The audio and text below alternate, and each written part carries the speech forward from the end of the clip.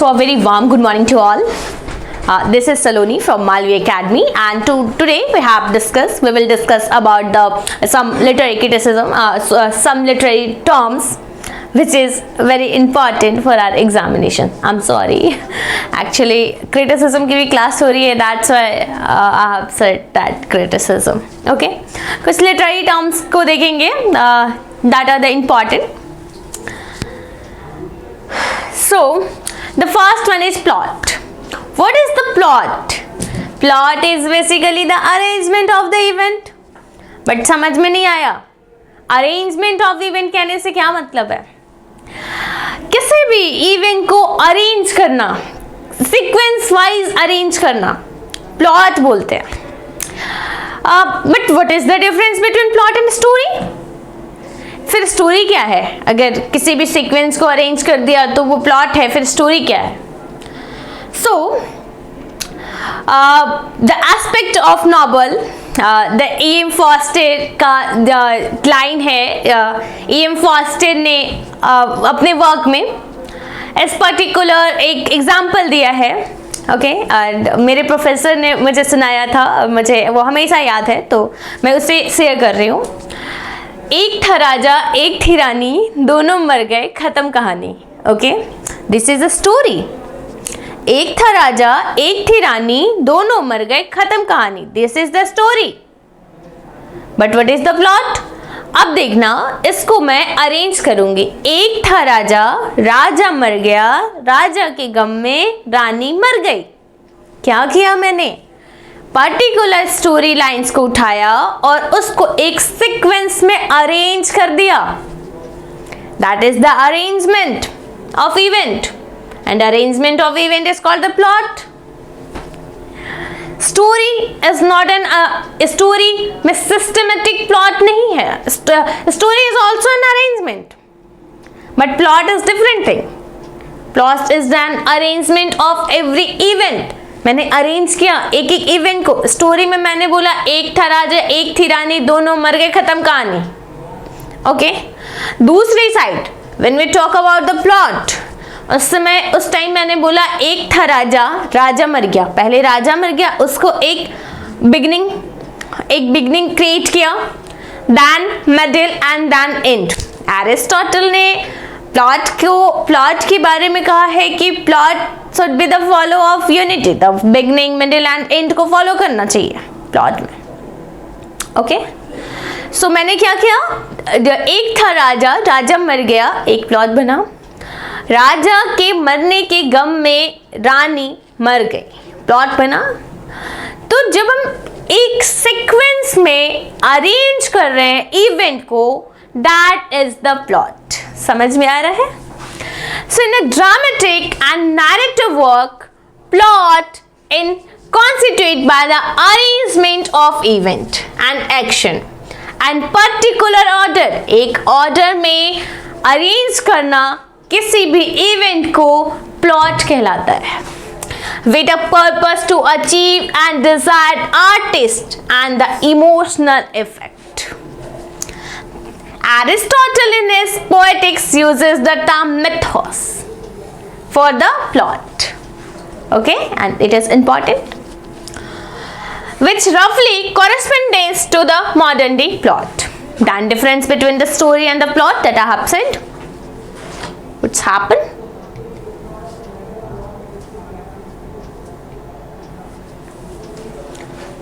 Okay, the plot is a selective version of event. Plot क्या है? Selective version of event है. Example में मैंने बताया कि प्लॉट क्या है? सिलेक्शन है. मैंने सेलेक्ट किया इवेंट को एंड देन उसको क्या किया? सीक्वेंस वाइज अरेंज कर दिया and presented to the reader और audience in a certain order और the duration. And story is a hypothetical raw material of event that we reconstruct from the finished product of the plot or the vice portion. एक plot के एक finish plot से produce कर रहे हैं एक story. Plot is the arrangement of event. एक एक चीज को अरेंज किया और उसी को एक शॉर्ट में एक रॉ मटेरियल प्रोड्यूस किया. That is the story. एक important critic है, he gave the theory regarding the plot, Gustav Freytag. Gustav Freytag, okay, F-R-E-Y, Freytag. He gave the theory about the plot and he gave the pyramid. Basically उन्होंने एक pyramid बताया कि एक pyramid के अंदर plot कैसे construct होता है. So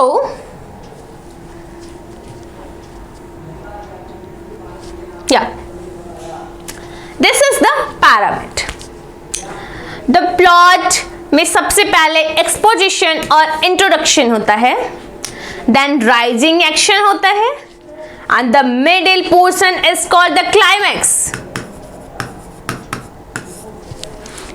जो rising and the falling action के मीट का पाथ होता है, राइजिंग एंड फॉलिंग एक्शन के मीट का जो पाथ होता है, that is called the climax. Okay, first of all कोई भी स्टोरी या कोई भी जब प्लॉट क्रिएट हो रहा है, एक्सपोजिशन और इंट्रोडक्शन होगा, then rising action, that is called the climax, and the falling action, and the result or the outcome is conclusion or the tournament. That is the key points of the plot according to Gustav Freytag. Then some few terms uses in the term of plot given by the Aristotle.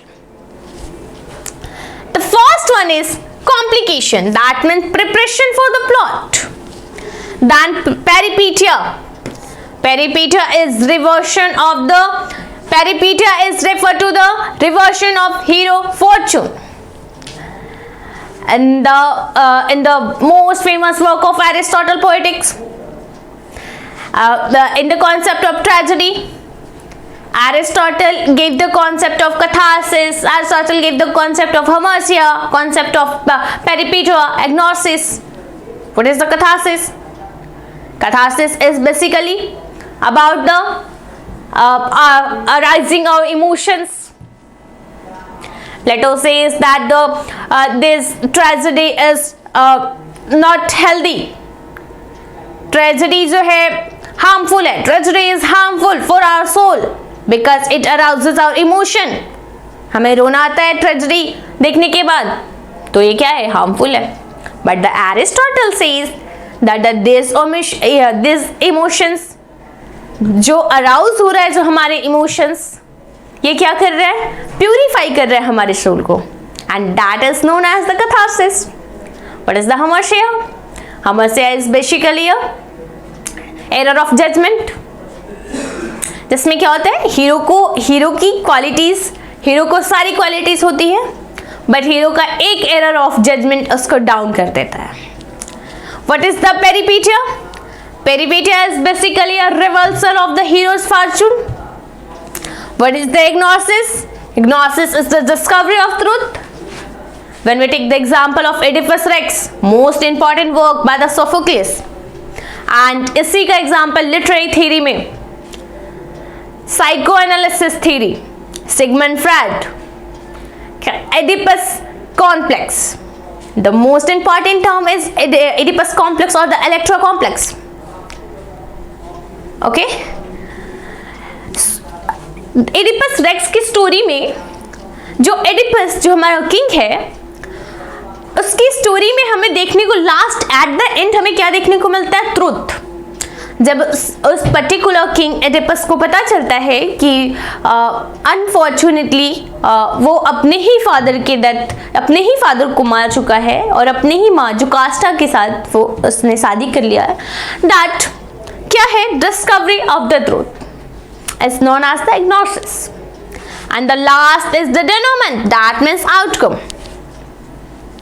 Okay, first one is preparation of the plot, second one is refer to the hero's fortune, discovery of truth, and what is the outcome, that is the denouement.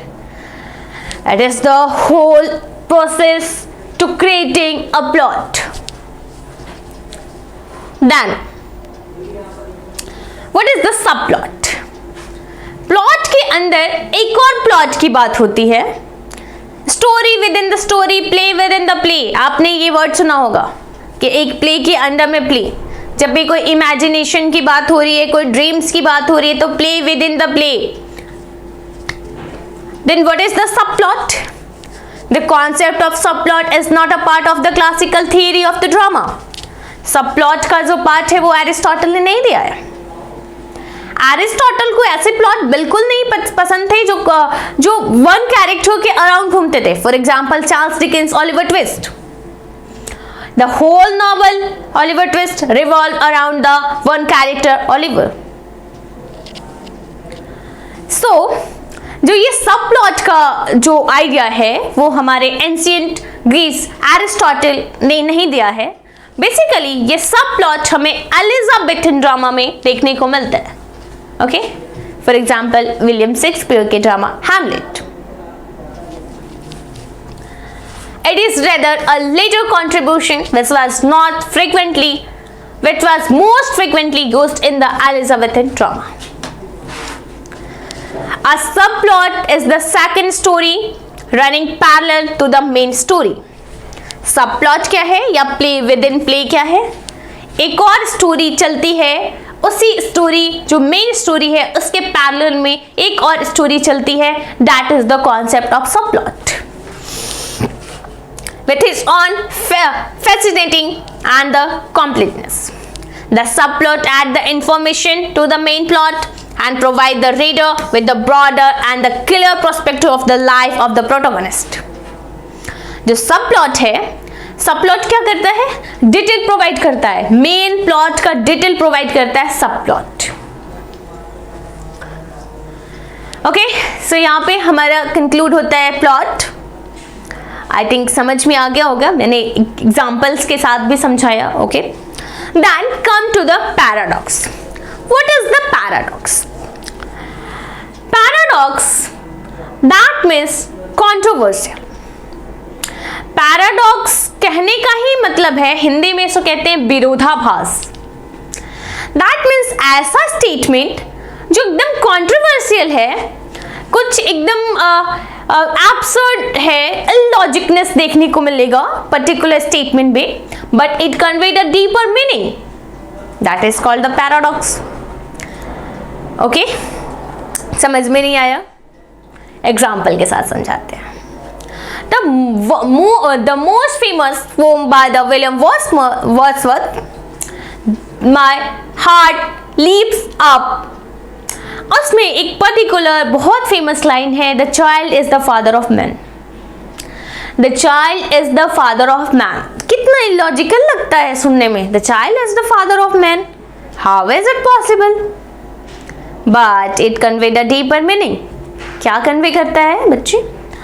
कि जो बच्चा है, जो एक उसके childhood में जो incident हुआ है, उसी इंसिडेंट का इफेक्ट जब वो बच्चा बड़ा हो जाता है, जब एडल्टहुड आती है, एडल्ट के टाइम में, उस टाइम भी इस चीज़ का इफेक्ट जो जब उस चाइल्डहुड में होता है, उसके साथ जो भी इंसिडेंट होता है, उसी का इफेक्ट एडल्टहुड के टाइम देखने को मिलता है।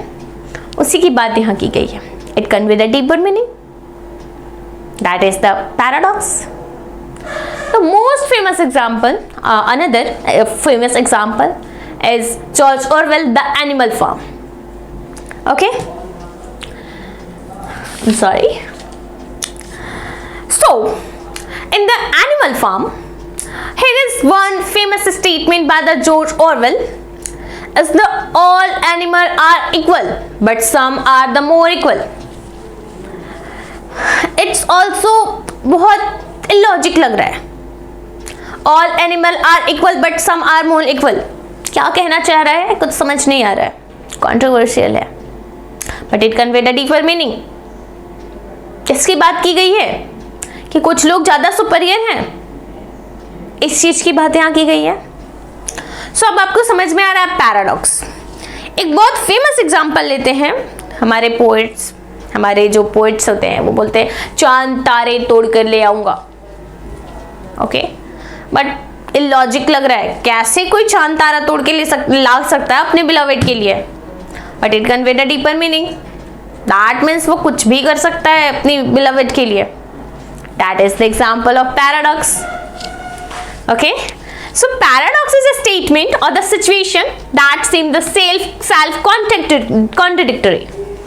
contradiction है, उस particular statement में contradiction है, or the absurd, that means illogic, but upon the closer examination, when we go to the closer examination of this particular that particular statement reveals a deeper truth, convey a deeper meaning or meaning. It challenges the conventional logic by the juxtaposing opposing ideas. Example of paradox is Animal Farm by George Orwell. All animals are equal, but some are the more equal than others. This is the most famous example of paradox. This is the one of the most famous paradox in Animal Farm. It seems contradictory because equality implies no hierarchy, yet more equal implies the superiority. Superiority को depict करता है ये particular word more equal. Okay, I think ये paradox भी आपको समझ में आ गया होगा। देन ओके, और भी कुछ पार्ट्स है। In the Hamlet by the William Shakespeare, Hamlet का एक स्टेटमेंट है कि I must be cruel for the kind। उसको क्रूअल बनना पड़ेगा काइंड बनने के लिए। That is also a contradictory। इसके कहने का मतलब है, हैमलेट का कहने का मतलब है कि he need to think with the critical mind। okay, for Shakespeare, Hamlet, I must be cruel to be kind, is very famous statement. This statement appears the contradictory because cruelty and the kindness are the opposites. But the context of the play, Hamlet believed that in the being cruel for his mother, telling her the harsh truth, he is ultimately acting out of kindness to help her. Okay? Then intentional fallacy. Intentional fallacy and affective fallacy. There is two terms, and both terms depicted in the new criticism. What is the new criticism? Basically, new criticism कहता है close reading to the text. Text की close reading को mention करता है new criticism. New criticism कहता है कि आपको राइटर से कोई मतलब नहीं है, डेट ऑफ पब्लिकेशन से कोई मतलब नहीं होना चाहिए, राइटर के हिस्टोरिकल बैकग्राउंड से कोई मतलब नहीं होना चाहिए। मतलब किससे होना चाहिए? Text. And the closer reading of text को इंक्लूड करता है हमारा new criticism. And new criticism में ये टू टर्म है, intentional fallacy and affective fallacy. What is the affective fallacy and what is the intentional fallacy? The intentional fallacy of the idea. पहले आप समझो कि what is the affective fallacy and what is the intentional fallacy.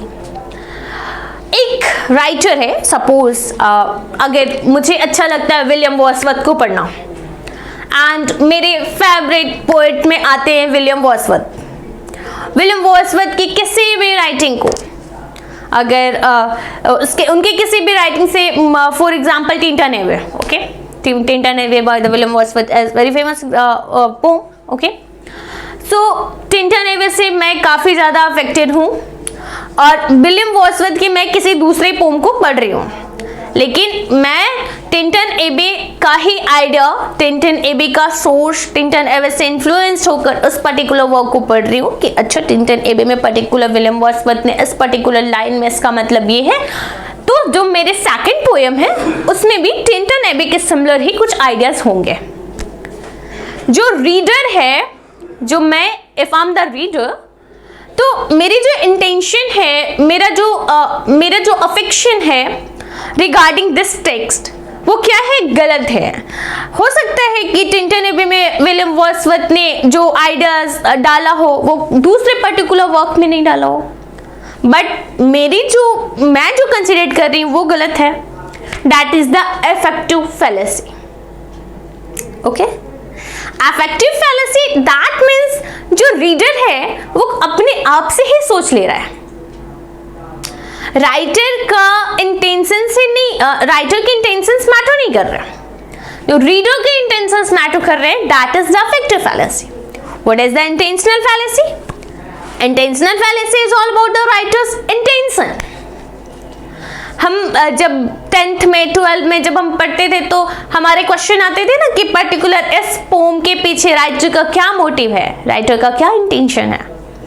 जो writer का actual intention है that is the intentional fallacy, but जो intention हम समझ लेते हैं that is the affective fallacy. Okay, so the intentional fallacy is the idea that the work of art should not be interpreted primarily by trying to understand the author intent, meaning or the purpose. The meaning of the text should be derived from the text itself, independent the author personal view or the intention. According to this theory, focusing on what the author meant to say is mistake, but the text speaks for itself once it is the published. Okay, what is the intentional and affective fallacy? Affective fallacy based on the reader, intentional fallacy based on the author. बस यही दो term आप याद रखो. The concept of intentional fallacy was introduced by the literary criticism B.K. Wamsett. And ये जो term है ये हमारे नेट में क्वेश्चन आ चुका है कि इंटेंशनल फैलेसी को किसने इंट्रोड्यूस किया. ओके, पॉलीफोनी के रिगार्डिंग भी क्वेश्चन आ चुका है. Then Fyodor Dostoevsky and Mikhail Bakhtin. So ये question is very important. Intentional fallacy को जो इंट्रोड्यूस करने का जो क्रेडिट जाता है that is the V.K. Wamsett and another critic Monroe Beardsley. Okay, Interacy, the intentional fallacy. Example of the intentional fallacy from the William Shakespeare Hamlet.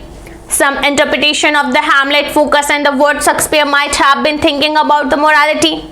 The two thing, हम ऐसा सोचते हैं ना कि शेक्सपियर का इंटेंशन हैमलेट है, William Shakespeare का play Hamlet है. तो हो सकता है जब हम विलियम शेक्सपियर पढ़ रहे थे तो उसमें भी हमने देखा था कि विलियम शेक्सपियर का एक बेटा था हैमलेट. तो ऑथर ऐसा कंसीडर करते हैं कि कहीं ना कहीं जो उनकी डेथ हुई, उनके बेटे की जो डेथ हुई, हैमलेट में उन्होंने अपने बेटे की ही डेथ के बारे में डिपिक्ट किया है. It's just an author, it's just an reader interpretation. That is the affective fallacy. But what the actual intention behind this text of Shakespeare? It's an intentional fallacy. Okay. Hamlet relate to killing Claudius by the exploiting on the Shakespeare on psychological state would be an example of the intentional fallacy. Instead, the focus should be on the theme of language of the play itself to derive the meaning. Then soliloquy. एक question है, बहुत confuse होते हैं बच्चे कि what is the soliloquy and what is the dramatic monologue. एक जैसा ही लगता है soliloquy and dramatic monologue. Soliloquy क्या है? Soliloquy is just about the inner conflict. Hamlet में था ना, to be not to be. Hamlet खुद ही कंफ्यूज रहता है, which is correct, which is wrong, to be not to be. Soliloquy is all about the inner conflict. Okay. Dramatic monologue is all about the single speaker. लेकिन जब stage पे performance की बात होगी तो कंफ्यूज होगा. जो ड्रामेटिक मोनोलॉग है वो भी सिंगल स्पीकर है. जो सोलोलॉजी में इनर कॉन्फ्लिक्ट क्रिएट हो रहे हैं वो भी सिंगल स्पीकर है. डिफरेंस क्या है? पहले आप डिफरेंस समझिए. What is the dramatic monologue? Dramatic monologue में क्या होता है? एक सिंगल स्पीकर होता है और अपनी आइडिया को कन्वे करता है.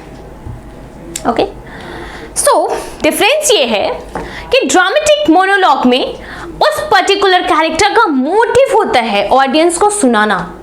Yes, dramatic monologue included the single speaker. For example, the love song of J. Alfred Prufrock is the example of dramatic monologue. इसमें एक सिंगल स्पीकर है, J. Alfred Prufrock.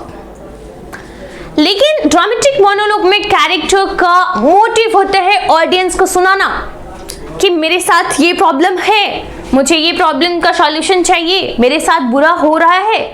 ये क्या है? ड्रामेटिक मोनोलॉग का कैरेक्टर है. But soliloquy is inner conflict. Soliloquy में खुद के ही पागलपन को दिखाया जा रहा है. Dramatic monologue is not to be haste, but soliloquy can be hast.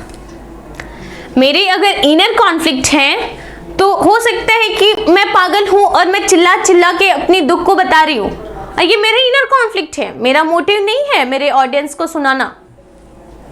Okay, again if I am facing the inner conflict, मैं स्टेज पे या किसी भी स्टेज पे अगर परफॉर्मेंस हो रही है, थिएटर में ड्रामा की परफॉर्मेंस हो रही है, फॉर एग्जांपल हैमलेट की परफॉर्मेंस स्टेज पे प्ले परफॉर्म हो रही थी, हैमलेट के इनर कॉन्फ्लिक्ट को दिखाया जा रहा था. ओके, हैमलेट की मैडनेस को दिखाया जा रहा था. एंड ड्रामेटिक मोनोलॉग में क्या होता है? मोटिव होता है ऑडियंस को सुनाना. एंड सोलोलोकी में क्या होता है? Inner conflict. इसमें कोई मोटिव नहीं होता है. सोलोलोकी कैन बी हार्श, खुद को हम पहुंचाते हैं सोलोलोकी एंड इनर कॉन्फ्लिक्ट के अंदर. So it is a difference between dramatic monologue and the soliloquy. What is the soliloquy? Soliloquy is the inner conflict, the dramatic device where the character speak their thought aloud. अपने ही thought को जोर जोर से पागलों की तरह बोलता है. मेरे साथ ऐसा बुरा हो गया, क्या करना चाहिए, मैं ही इसका जिम्मेदार हूं. होता है ना, मूवीज में देखते हैं हम इनर कॉन्फ्लिक्ट के सीन को. अलोंग ऑन द स्टेज पे अलोन होता है ये भी, इसीलिए स्टेज पे अलोन ड्रामेटिक मोनोलॉग का भी स्पीकर होता है, बट डिफरेंस है. While assuming they are the alone, it gives the audience insight into the character, innermost thought, feeling and motivations, often revealing the conflict or the dilemma that is the character is facing. Soliloquies are common in play, especially in tragedy, and a powerful way for the playwright to develop the character and advance the plot. Soliloquy कब popular हुआ? At the time of Renaissance. The use of soliloquy became popular in the Renaissance drama, with the William Shakespeare being one of the most famous practitioners. He used the soliloquy for the deeper psychological insight into his characters. Example of soliloquy: the Hamlet, to be, not to be. The Act 3, Scene 1. To be and not to be, that is the question. In Macbeth में soliloquy: is this a dagger which I see before me? It's a soliloquy included in the William Shakespeare famous play Macbeth. Okay. Act 2, Scene 1. In example line: in this a dagger which I see before me, the handle toward my hand. And this soliloquy, Macbeth hallucinate the dagger leading him toward the Duncan. Duncan के murder का scene है. Act 2 Scene 1 का ये particular line है. Duncan chamber where he plans to commit the murder. The speech reflects the Macbeth growing obsession with the power and his psychological descent into the madness. This soliloquy captures his internal struggle, fear and the ambition. समझ में आ रहा है? What is the soliloquy? Then polyphony. Polyphony का जो concept है वो हमारे फॉर्मलिज्म से मिथाल बख्तिन फियोर दोस्तोवस्की, बेसिकली जो पॉलीफोनी का कॉन्सेप्ट दोस्तोवस्की एंड बख्तिन को क्रेडिट दिया जाता है पॉलीफोनी के लिए. Okay, the two term that is related to the polyphony is heteroglossia. Heteroglossia term आपके एग्जाम में बार बार रिपीट होता है. What is the heteroglossia and what is the polyphony? Polyphony is all about the multiple point of views, and heteroglossia all about the multiple of language. समझ में तो नहीं आया? कोई बात नहीं, एग्जाम्पल के साथ समझते हैं. Okay, multiple point of view के साथ किसी भी पर्टिकुलर प्ले को दिखा रहा है, that is the example of polyphony. And multiple language का यूज हो रहा है पर्टिकुलर प्ले में, मल्टीपल लैंग्वेज का यूज हो रहा है, that is the example of heteroglossia. Okay, in the literature, polyphony refer to the narrative style that included the multiple voice perspective or the multiple point of view. अब voice और language में confuse हो जाओगे, इसीलिए बस आप इतना समझो कि polyphony is all about the multiple point of view and heteroglossia is all about the multiple languages that uses in particular play, where each voice is independent and equally important. In the polyphonic work, no single perspective dominate or the control the other. The different voices interact with each other, often presenting conflicting or contrasting view, thus creating the multiple layer and the dynamic narrative. The term was coined by the Mikhail Bakhtin, the Russian literary theorist, in his theory and Fyodor Dostoevsky. Mikhail Bakhtin and Fyodor Dostoevsky को हम किसमें पढ़ेंगे? Russian formalism. Russian formalism also a movement जो क्या बताता है? Text के ही importance की बात बताता है. The Russian formalism.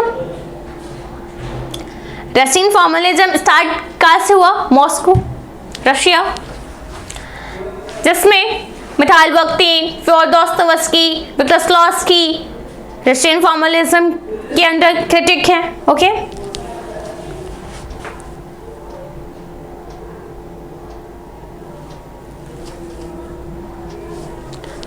Then, Mikhail Bakhtin introduced the concept of polyphony in his work Problem of Dostoevsky Poets.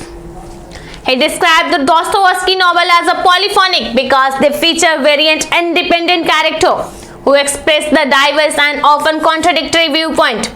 Even Virginia Woolf, Mistress Dalloway. Even जब stream of consciousness की बात करें, जो स्ट्रीम ऑफ कॉन्शियसनेस टेक्निक में लिखे गए हैं जो पर्टिकुलर नॉवेल्स, आपको स्ट्रीम ऑफ कॉन्शियसनेस भी पढ़ाया जाएगा. Stream of consciousness is type of the complexness to the lighthouse, to Mister Dalloway, James Joyce, Ulysses. This novels are talk about the multiple point of view, जिसमें multiple point of view की बात की जा रही है. Point of view class में मैंने discuss किया था, बट आई थिंक मैं भी एक इंट्रो दे देती हूँ. पॉइंट ऑफ व्यू हमारे लिटरेचर में basically third point of view का बहुत ज़्यादा सिग्निफिकेंस रहता है. The first point of view में क्या? ऑटोबायोग्राफी लिखा जाता है. Second point of view that means biography लिखा जाता है. What is difference between autobiography and biography? Autobiography में मैं अपनी ही लाइफ की राइटिंग को लिख रही हूँ, दैट इज द ऑटोबायोग्राफी. अगर मैं पर्टिकुलर किसी दूसरे के लाइफ को लिख रही हूँ, that is the only biography. And the third point of view से लिखा जाता है जो हमारा नैरेटर है. Author and narrator, there are the two character. Author अलग होता है, नैरेटर अलग होता है. कभी कभी जैसे कोरस टेक्स्ट में even Christopher Marlowe, doctor Faustus का जब आप स्टार्ट करोगे कोरस आता है. Chorus is just a narrator. तो जब ये पूरा play different point of view से देख सकते हैं, एक अलग अलग पॉइंट ऑफ व्यू देखते हैं इस पर्टिकुलर प्ले में, दैट इज द पॉलीफोनी. जब वही मल्टीपल लैंग्वेज की बात करते हैं, समटाइम कुछ और ट्रेडिशन होता है, लैंग्वेज चेंज. ओके, कभी लैंग्वेज हास हो जाता है, कभी लैंग्वेज लो, तो मल्टीपल लैंग्वेज की बात करते हैं. That is the example of the heteroglossia. बस हेट्रोग्लोसिया टर्म आपके एग्जाम में बार बार रिपीट होता है. The novel incorporate the multiple point of view, shifting between the different character inner thought through the Clarissa Dalloway. Mr. Dalloway में जो Clarissa Dalloway in the central figure. The narrative include the consciousness of the other character, like the Septimus Warren Smith, Peter Walsh and others, each presenting their unique perspective on the life, अपने अपने life का एक unique perspective, एक unique point of view दे रहे हैं। Polyphony में particular एक ऐसा नॉवेल है जिसमें एक डिफरेंट टाइप ऑफ, सारे डिफरेंट टाइप ऑफ कैरेक्टर हैं। एक ही कैरेक्टर किसको बता रहे हैं, एक एक। For example three idiot, okay, three idiot जो मूवी है उसमें जो कैरेक्टर है, रेंचो का कैरेक्टर है, राजू का कैरेक्टर है, फरहान का कैरेक्टर है, ओके। तीनों के कैरेक्टर से 3 पॉइंट ऑफ व्यू से हम देख सकते हैं इस पूरे मूवी को, ओके। अगर हम रेंचो के पर्सपेक्टिव से देखें तो किसके साथ बुरा हो रहा है, राजू फरहान के साथ बुरा हो रहा है। रेंचो क्या है, एक गोल ओरिएंटेड बॉय है। फरहान के पर्सपेक्टिव से देखें तो फरहान के साथ बुरा हो रहा है उसके father, actually he is interested in photography, okay, उसके साथ बुरा हो रहा है। देन अगर राजू की व्यू से देखें ये पूरे मूवी को, तो राजू क्या है, फिनेंशियल प्रॉब्लम से डील कर रहा है। सो जब हम different perspective of different point of view से किसी पर्टिकुलर ड्रामा को देख रहे हैं या मूवी को देख रहे हैं, that is the polyphony. Each presenting their unique perspective on life, time and society. The result is the polyphonic narrative where the different voice resonate without the one dominating. I think आपको polyphony समझ में आई होगी। Then come to the irony. Polyphony के साथ heteroglossia is very important term. Okay? Then come to the irony. What is the irony? Irony is the difference between the appearances and reality. जो दिखता है सो होता नहीं, जो होता है सो दिखता नहीं, that is the irony. Irony involves the contradiction between the appearances and reality. In the literature, irony is deliberate gap between the language used and the meaning intended to be the conveyed.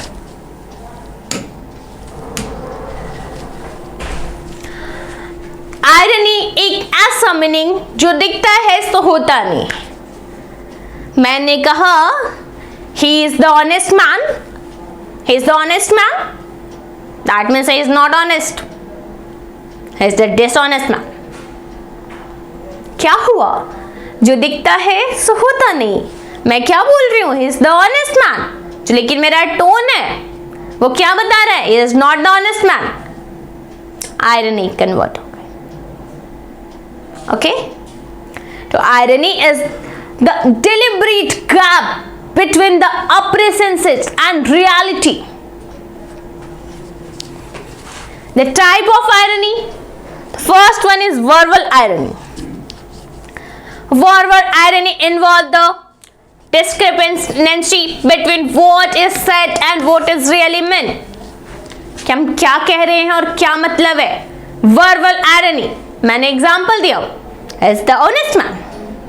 Is the honest man? No, he is not honest. But I said he is honest. So what is said and what is really meant? The difference between what is said and what is really meant is the example of irony, is the verbal irony. Verbal irony is sometimes confused with the sarcasm. कभी कभी verbal irony को sarcasm के साथ confuse हो जाते हैं। What is the sarcasm? sarcasm में harsh word का यूज किया जाता है। But the verbal irony not create the sarcasm. The verbal irony we should not depict the harsh word.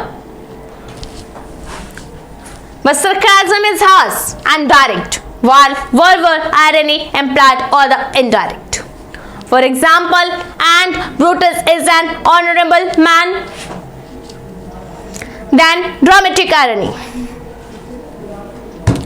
Dramatic irony occurs when the audience know more about the character situation than the character himself. Dramatic irony कब convey होती है? when the audience know more about the character situation than the character himself. कभी कभी ऐसा होता है ना, audience को ज्यादा पता है कैरेक्टर के बारे में, ऑडियंस को ज्यादा पता है कि कैरेक्टर ऐसा है, लेकिन कैरेक्टर को खुद नहीं पता है. ड्रामेटिक आयरनी क्रिएट हो रही है.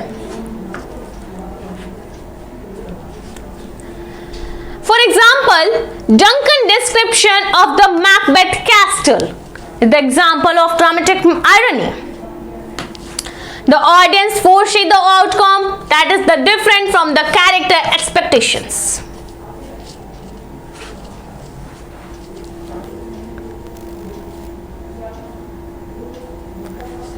Then, situational irony.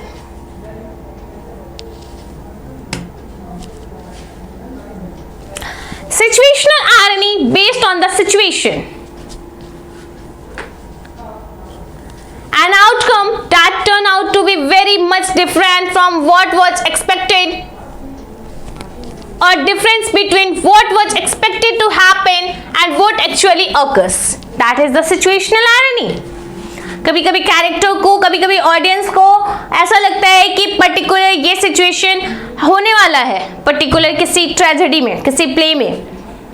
बट कभी कभी मूवीज में भी ऐसा होता है कि हम सब एक्सपेक्ट कर रहे होते हैं कि अभी प्रोटोगोनिस्ट की शादी हो गई, पता चलता है प्रोटोगोनिस्ट की जिससे शादी होने वाली थी उसी की डेथ हो गई. सिचुएशनल आयरनी कन्वे हो रही है. दैट मीन्स सिचुएशन के अकॉर्डिंग जो दिख रहा है, ऐसा लग रहा है कि अच्छा ये एक्सपेक्टेड है बट ऐसा हो नहीं रहा है, सिचुएशन के according, that is the situational irony. What is this? Is this happening? This is something glitched. Okay, a situation that result contradictory to the reader's expectations. O. Henry is the gift of Mary. Then cosmic irony, a literary work in which the tragedy or the fate is represented as through the deliberately manipulating event, so as to lead the protagonist the false hope, only to the frustrate or the mock them. जब एक false hope देकर, for example Tess Thomas Hardy, the most famous example, Tess of the your विलिस is very emotional novel, बहुत important novel है. When you read the Thomas Hardy novel Tess of the your विलिस, at the end आपको ये लगेगा कि इतना बुरा किसी के साथ कैसे हो सकता है. लिटरली जब मैंने पढ़ना स्टार्ट किया था Tess of the your Willis, तो एट द एंड रोना आ गया. Okay, so it is very famous work and also आपके एग्जामिनेशन में भी आ सकता है. Thomas Hardy Tess of the your Willis. Tess of the your Willis जो टेस्ट है हमारी, जो प्रोटैगनिस्ट है हमारी particular novel Thomas Hardy the Tess of the your Willis, Tess को हमेशा बार बार ये समझाया जाता है कि तुम ऐसा करो, तुम उससे शादी कर लो पर्टिकुलर. सो इसे बार बार जो सिचुएशन है उसके बियॉन्ड जाके कुछ और चीज का होप दिया जा रहा है. That is the cosmic irony. Okay, literary work in which the deity of fate is represented through the deliberately manipulating event. Then the Socratic irony, S-O only. This type of irony involves the pretended naivety or the ignorance. Naivety. That means कि जो हमारा author है, जो हमारा this type of irony involves the pretended naivety and ignorance on the part of character in order to get a truth out of the work done. That means naive character और ignore कर दिया जाता है particular character को some particular play में. That is the Socratic irony. Okay. Yeah. than romantic irony. The term is introduced by the Friedrich Schlegel, also a critic. जब हम literary criticism की क्लास में पढ़ेंगे तो हम फ्रेडरिक सेगल को पढ़ेंगे. In this type of irony, the author built the illusion and represent the reality. To shatter the illusion by revealing the author is an artist, is the creator and arbitrary manipulator of the character and their action. What is the romantic irony? Romantic irony, that means illusion and reality. The gap between the illusion and reality. Love के regarding illusion है, but reality कुछ और है. William Shakespeare के work में भी हमें देखने को मिलते हैं. ट्वेल्थ नाइट में ड्यूक और सिनो को लव के रिगार्डिंग कुछ और इल्यूजन है, बट रियलिटी कुछ और है.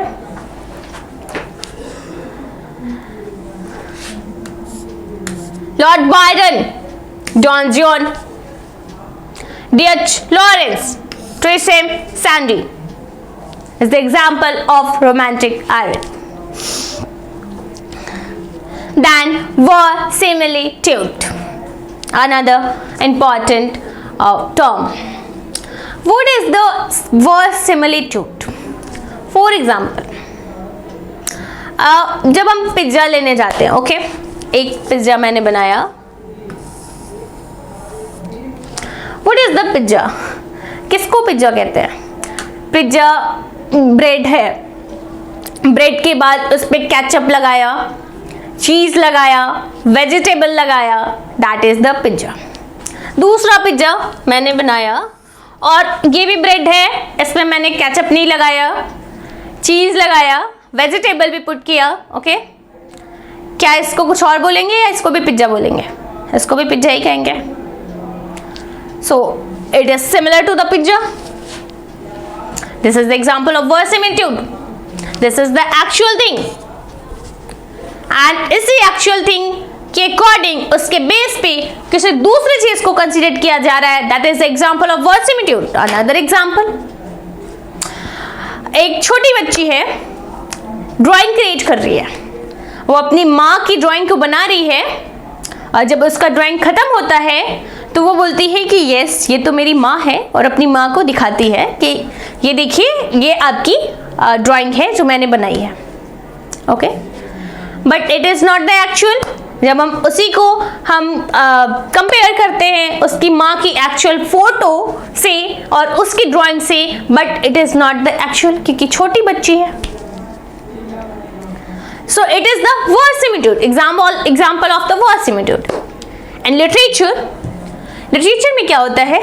जब हम मूवी देखते हैं, वेब सीरीज देखते हैं, तो हम देखते हैं मैरिज का सीन दिखाया जाता है, डेथ का सीन दिखाया जाता है. मैरिज के रिचुअल्स कैसे दिखाए जाते हैं? Just similar to the actual, just similar to the reality. वैसा ही मैरिज दिखाया जाता है जो रियल में होते हैं, सारे रिचुअल्स तो वैसे नहीं होते, कुछ डिफरेंस हो जाता है. जैसे हिंदुइज्म में जो मैरिज कंसिडर या जो मैरिज कराया जाता है, क्या वैसा जस्ट सिमिलर मूवीज में कराया जाता है? कुछ डेलिब्रेट गैप हो जाते हैं. But the writer, the author should follow this thing.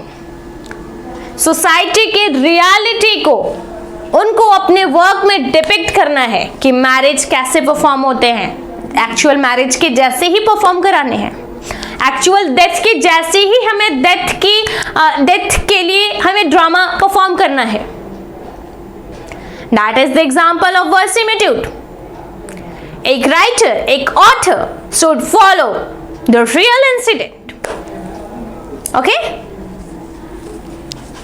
it refers the idea of semblance of truth and the reality in the literary work. It forms the basic human nature of being tautological and rational. The idea of correspondence to the Aristotelian mimesis. What is the mimesis? Mimesis क्या है? Imitation. Mimesis is just marrying the copy and copying the thing. किसी चीज को copy and copy करना is the process of the mimesis. The idea of three unities that was grounded on the principle of reality. The idea never got the popularity in English literature. Samuel Johnson, in his preface to Shakespeare, denounces the ideas of the three unities. Preface to Shakespeare में Samuel Johnson ने William Shakespeare की क्या बताई, कमियां बताई कि Shakespeare के work unities follow नहीं करते. That is the big drawback of the Shakespeare work. Although Shakespeare is the great writer, Shakespeare is the great dramatist, but Shakespeare work not follow the unities of unities that is given by the Aristotle. Similar भी नहीं है, unities को follow नहीं किया. For this perspective, any tool or technique that is adapted to give the work of literature the resemblance of reality may be considered under the word similitude. Okay, the Gulliver Travels में भी word similitude के example the Tempest, Miranda और Ferdinand के marriage scene दिखाए जाते हैं. The French critic introduced the term word semblance with a thrust on the application of the three unities in the order to give the element of reality to the work of literature. And the course of the literary history or the history of cinema, they refer to be the impressive, the resemblance of reality have intensified. So here, these are the terms, some important term, okay, that is important for our examination. कुछ और भी terms हैं, कुछ और भी terms हैं, motive, satire, okay, so also important for examination.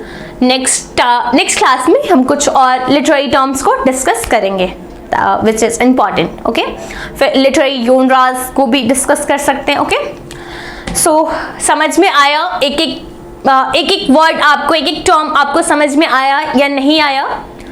If you face the confusion regarding this term, please comment it, आपको reply मिलेगा. ओके, एंड इसी तरह की और टर्म हमारी ऐप पे क्लासेस चल रही है, मालवी एकेडमी ऐप पे क्लासेस चल रही हैं.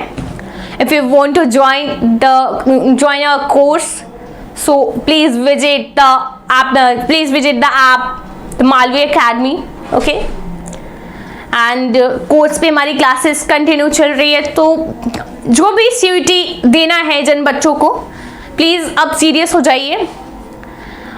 Okay, if you are go through the self study, it's okay, but please be serious. अब टाइम नहीं है, मार्च तक हमारे एग्जामिनेशन हो जाते हैं, एंड प्लीज़ अब सीरियस हो जाइए, टाइम वेस्ट मत कीजिए, बहुत टाइम मिलेगा एंजॉय करने के लिए. ओके, सो एंड करते हैं हमारे क्लास, मिलते हैं नेक्स्ट क्लास में. Bye bye.